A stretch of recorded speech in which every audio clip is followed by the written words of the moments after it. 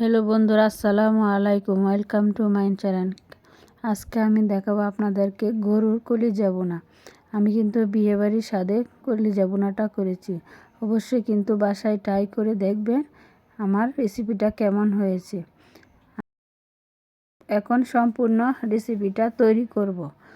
আমি কিন্তু চুলার মধ্যে পাতিল বসিয়ে দিয়ে পাতিলটা গরম করে নিব কিছুক্ষণ পর্যন্ত, যাতে পানিটা না থাকে। এখন আমি পরিমাণ মতো রান্নার সয়াবিন তেল দিয়ে দিব, একটু বেশি পরিমাণে দিব।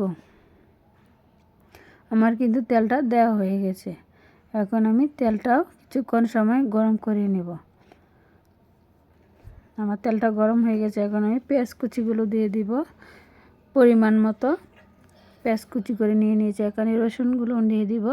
রসুনগুলো আস্তা দিয়ে দিয়েছি, আমি কোনো রকম বাটিনি, আমি কিন্তু কুচি করে দিয়ে দিয়েছি। এখন আমি এটাকে প্রায় 5 মিনিটের মতো বাদামি কালার করে ভেজে নেব। এখানে অল্প পরিমাণে পানি দেব মশলাটা কষানোর জন্য। এখন আমি স্বাদ মতো 1.5 টেবিল চামচের মতো লবণ দিয়ে দিব, 1/2 টেবিল চামচের মতো ধনিয়া গুঁড়ো, 3 টেবিল চামচের মতো শুকনো মরিচ গুঁড়ো,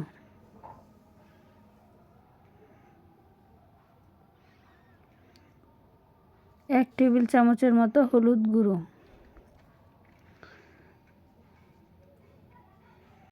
2 টেবিল চামচের মতো আদা বাটা। এখন আমি 3 টেবিল চামচের মতো রাঁধুনি গরুর মাংসের মশলা। এখন আমি মশলাটাকে নাড়া করে কিছুক্ষণ সময় ভেজে নিব। চুলার আঁচটা কিন্তু কমিয়ে রেখেছি যাতে মশলাগুলো পুড়ে না যায়। আমার কিন্তু মশলাটা অলরেডি ভাজা হয়ে গেছে। এখন আমি গরুর কলিজাগুলো দিয়ে দিব। প্রায় 250 কিলো গরুর কলিজা নিয়েছি। এখন আমি এটাকে নাড়াচাড়া করে মশলাগুলো মিশিয়ে নিব, আস্তে আস্তে করে আলতোভাবে মিশিয়ে নিব।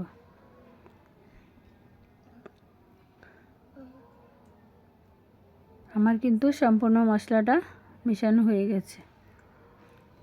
চুলার আঁচটা আমি একেবারে কমিয়ে নিয়েছি।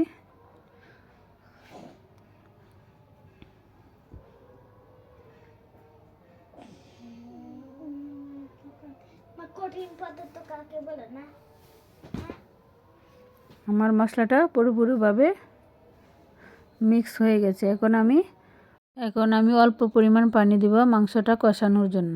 ডেকে প্রায় 20 মিনিটের মতো রান্না করব। আমার কিন্তু 20 মিনিট অলরেডি হয়ে গেছে। এখন আমি আবার এটাকে নাড়াচাড়া করব। আমি এটাকে আবারও ডেকে দিব, প্রায় 15 মিনিটের মতো রান্না করব।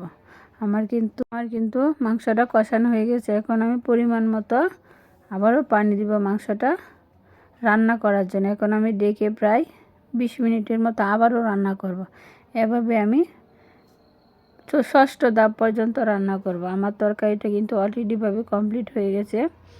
ভালো লাগলে অবশ্যই চ্যানেলটি সাবস্ক্রাইব করে রাখবেন, পরবর্তী ভিডিওর নোটিফিকেশান সবার আগে আপনার কাছে পৌঁছে যাওয়ার জন্য।